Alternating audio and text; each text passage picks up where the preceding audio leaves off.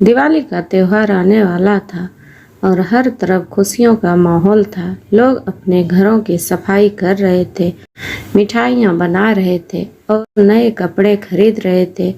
हर कोई दिवाली की तैयारियों में जुटा हुआ था।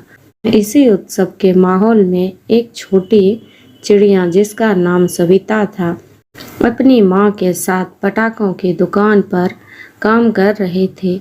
सविता की उम्र सिर्फ 10 साल की थी, लेकिन वह अपने परिवार की मदद करने के लिए अपनी माँ के साथ पटाखे बेचने में लगी हुई थी।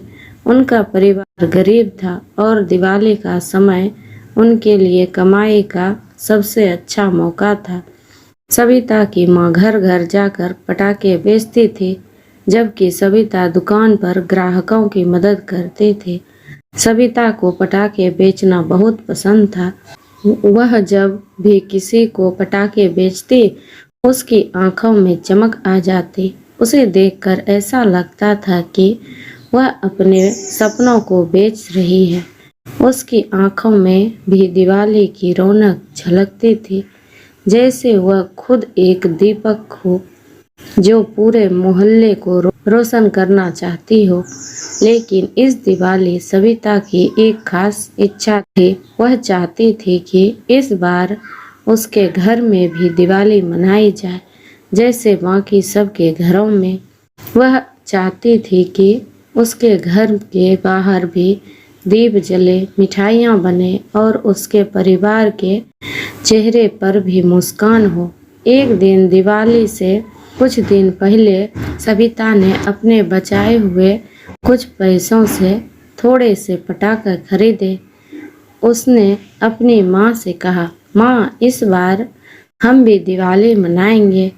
उसकी माँ ने उसे प्यार से देखा और कहा, हमारे लिए सबसे बड़ी दिवाली तो तुम्हारी मुस्कान है सविता। दिवाली की रात आई। सविता ने अपने छोटे से घर के बाहर कुछ दीप जलाए। उसने पटाखों को बड़े गर्व से निकाला और अपने छोटे भाई के साथ उन्हें जलाने लगी। उनकी माँ ने थोड़ी सी मिठाई बनाई थी, जिसे उन्होंने साथ बैठकर खाया। सविता का दिल खुशी से भर आया।